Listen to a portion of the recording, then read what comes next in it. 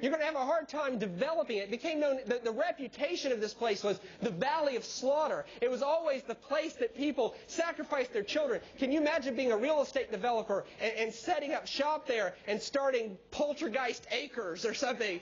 And it's like, hey, be the first to buy this townhome that is built on the place where children were sacrificed. Like, no one would do that. They were spooky people anyway. They believed that the ghost of dead people came out of the Sea of Galilee all the time. Can you imagine them buying a house over a place where they used to sacrifice children? Like, their TVs would go staticky and like stuff would be like Candyman and something. Anyway, like all kinds of spooky stuff would be happening, so they couldn't do anything with it. So here's what they did. Here's what they did with it, is they made it the town dump. They just made it the garbage heap. It's really the only thing they could do. Now, you couldn't throw children in there anymore, but it made it the town garbage heap because it was the only piece of property that fit that description. Like, you really couldn't do anything else with it. So all the city's garbage, it was in southeast Jerusalem, all the city's garbage, this was called Gehenna. All the city's garbage would be put there.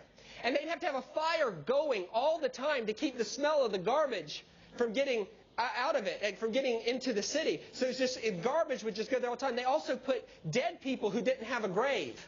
So people who couldn't afford a tomb, when they killed them, they threw their carcass on this fire. The animals, stray animals would come around and they'd search for food in this stuff. Like this place was nasty, like just nasty. And so it became known as the place where the fire does not die. The place where the fire does not die.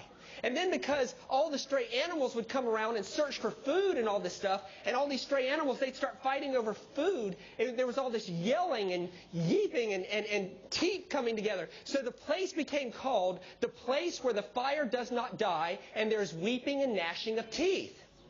Okay? Now, this was an actual, real-life place.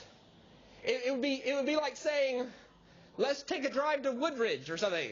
Like, or I just picked some,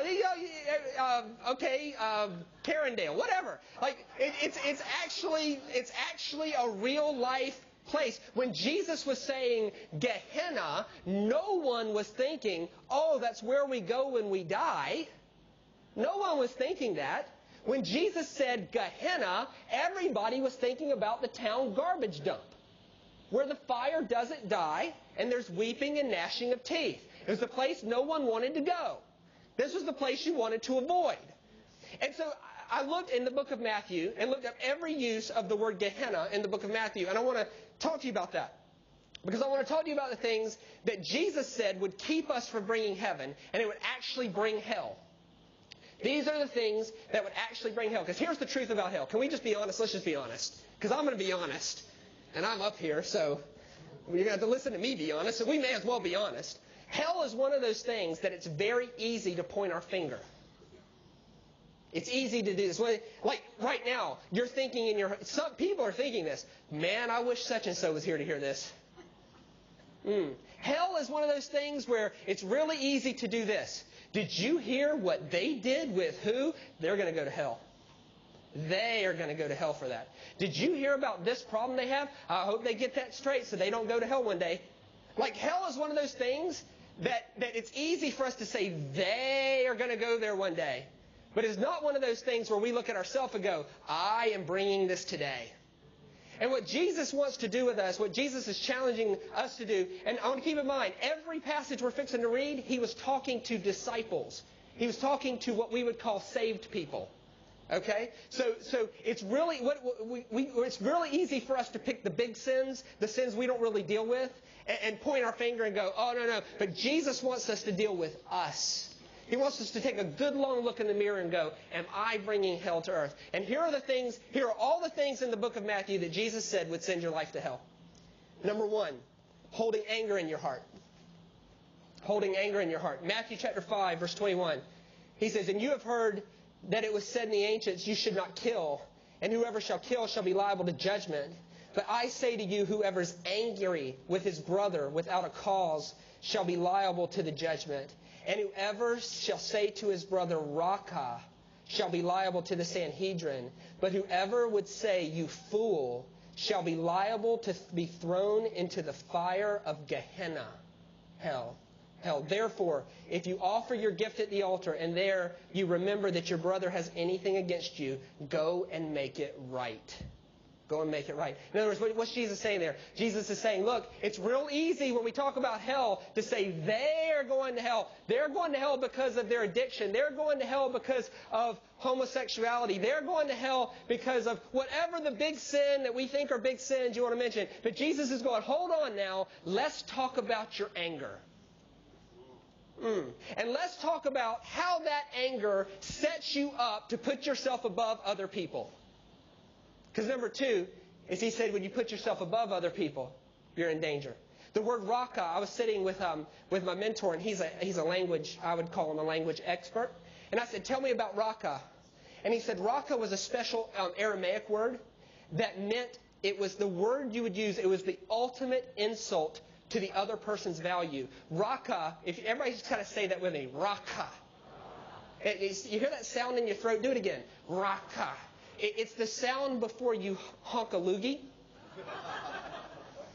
And so it was the sound that you would make. If I was to say to you, Raka, what it means to me is it means that you're so unimportant and you're so below me that I could spit on you and it wouldn't matter.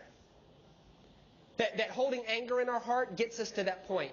Now I say this, when I talk about anger, I always say this, and most of you have heard this before, but it's worth repeating. When you get angry, you lose 25% of your IQ. Because all the blood leaves your brain and goes to your major muscle groups to prepare for a fight. So when the average person gets angry, they become dysfunctionally retarded. Yeah.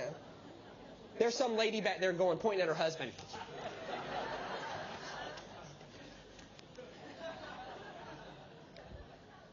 Think about it. When's the last time you said something you regretted when you were angry?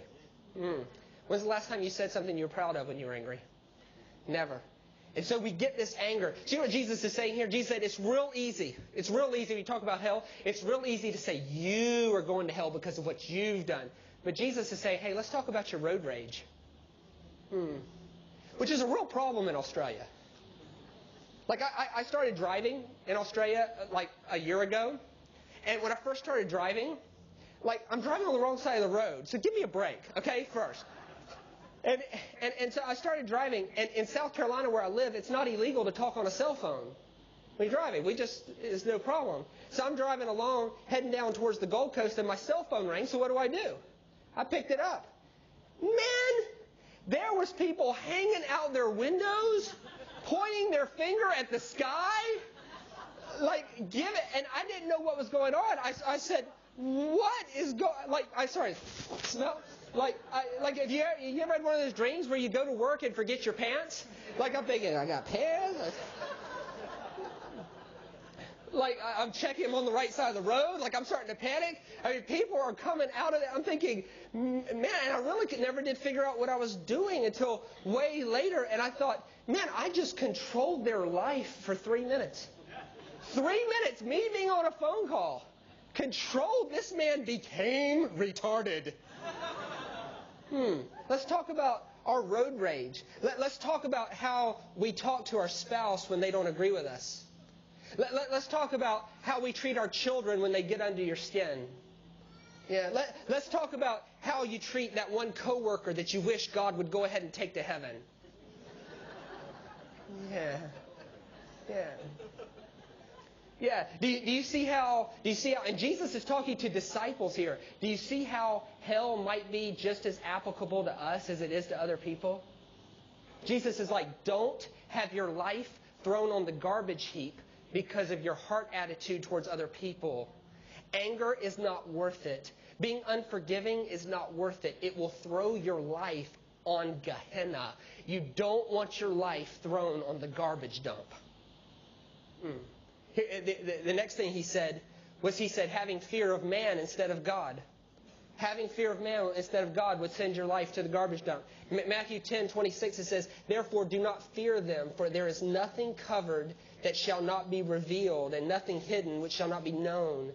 What I tell you in darkness, speak in the light, and what you hear proclaimed at the housetops.